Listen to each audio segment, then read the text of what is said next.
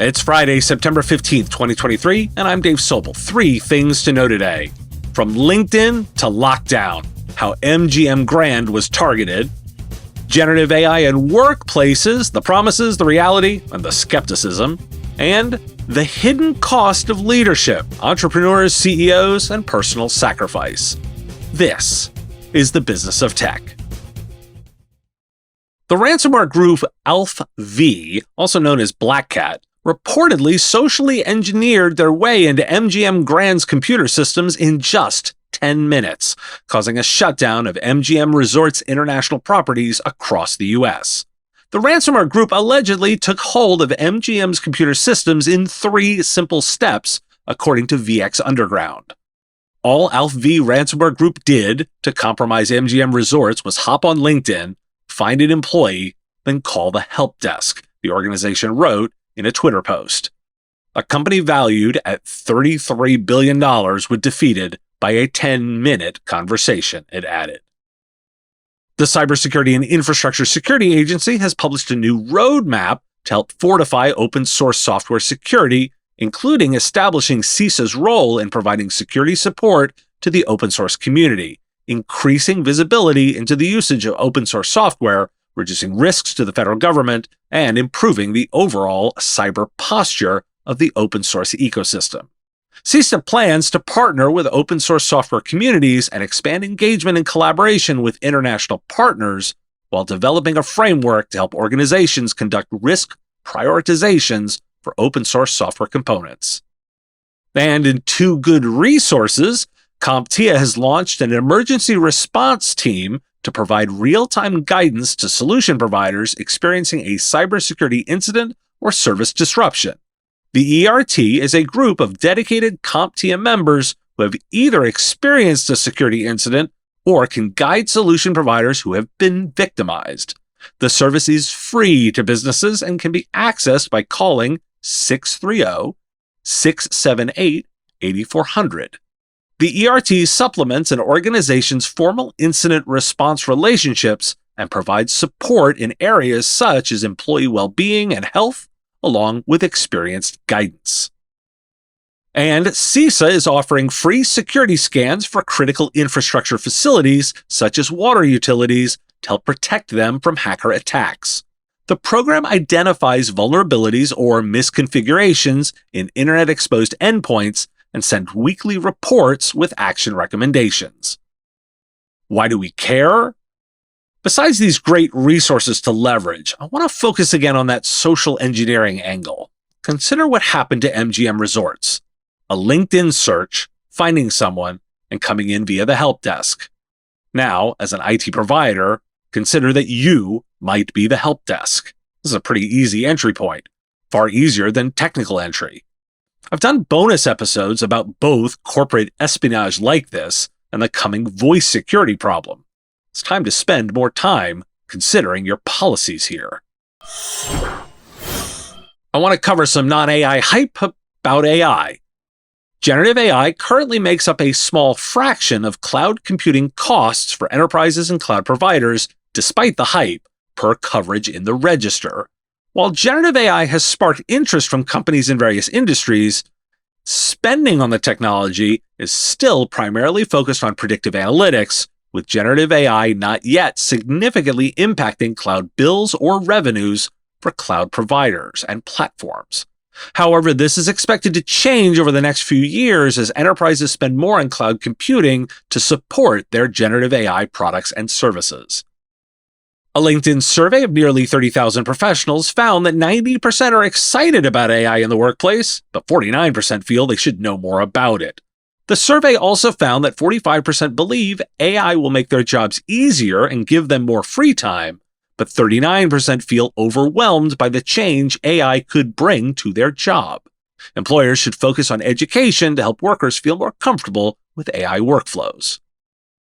A new US, UK, Australian, and Indian consumers survey found that about half of those people have tried large language models or other generative AI applications, and about a third of those continue to do so daily. The report also traced a generational divide in who's using the technology, with Gen Z and millennials making up 65% of users and 70% of Gen Z respondents saying they've used it. Of the 51% of people who told Salesforce they've never used generative AI, 88% said they were unclear on how AI will impact their daily lives, and 81% doubted that companies will ever achieve goals around improving customer service with AI. And according to a study by Ohio State University, using AI generators to write personal correspondence like letters and text messages results in negative reactions from friends and colleagues who receive them. People who received an AI-assisted response recorded having much lower opinions about the sender and were far less likely to agree that the sender meets my needs as a close friend or likes me as a close friend. The study's authors wrote that using AI assistance led participants to perceive the friend expended less effort, reducing participants' relationship satisfaction and increasing uncertainty. Why do we care? Wanted to give some airtime to anti-hype stories. AI can be overwhelming, having critical generation gaps, and has a lot of uses that are entirely inappropriate. And on top of all this, the money isn't nearly as significant as technologies like cloud broadly. Wanted to give some space for those considering AI as just hype. And some big ideas for the weekend. Arlen Sorensen offers some interesting stats in his newsletter this week. A study by the University of Chicago found that the divorce rate for entrepreneurs is 43%, compared to 38% for the general population. And here's a passage from his newsletter. There are several factors that may contribute to the higher divorce rate among entrepreneurs. The long hours and stress of running a business constrain marriages. Entrepreneurs often have to make sacrifices in their personal lives, such as spending less time with their families, in order to focus on their businesses. Entrepreneurs may be more likely to take risks, which can lead to financial instability and marital problems. Entrepreneurs may be more likely to have narcissistic personality traits, which can make them self-absorbed and difficult to live with. The interesting thing is that the first three of these areas somewhat go away with a successful business and career transition. It's no longer a lack of time, talent, or treasure that puts pressure on the marriage. Related, Harvard's Business Review looks at the myth of the CEO as the ultimate decision maker.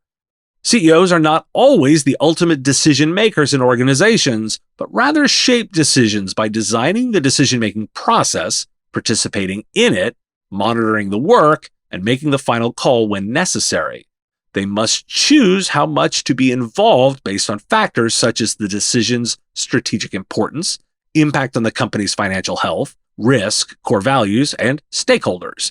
The CEO's role is to create an environment where decisions are made effectively, empowering teams and driving the organization towards success. Why do we care? These are leadership stories. Many leaders view themselves as the ultimate decision makers, and the research says not so much. You may be the blocker to your own success. And what about after that success? Arlen brings some big ideas to consider. How do your plans affect your family? How will you stay connected? What will you do with your time? Some big ideas for your weekend. Are you struggling to hire top talent for your MSP? What if a team of senior technicians screened thousands of remote MSP candidates so you could review the best of them on video, only interviewing candidates you already like? Support Adventure handles your recruiting, HR, and onboarding needs, hiring only the best English-speaking talent from around the world.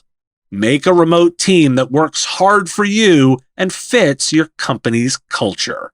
Check out supportadventure.com/MSP Radio to learn more. Thanks for listening. Today, World Engineers Day. That's a good one for this audience. This weekend, there'll be a bonus episode with Deborah Lamb about tackling wicked problems and how public-private partnerships work. Enjoy that, and I'll talk to you next week.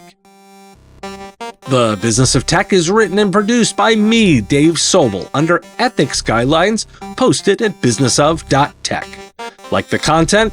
Support the show at patreon.com/MSPradio or buy our Why Do We Care merch at businessof.tech. If you want to reach our listeners, visit mspradio.com/engage. Part of the MSP Radio Network.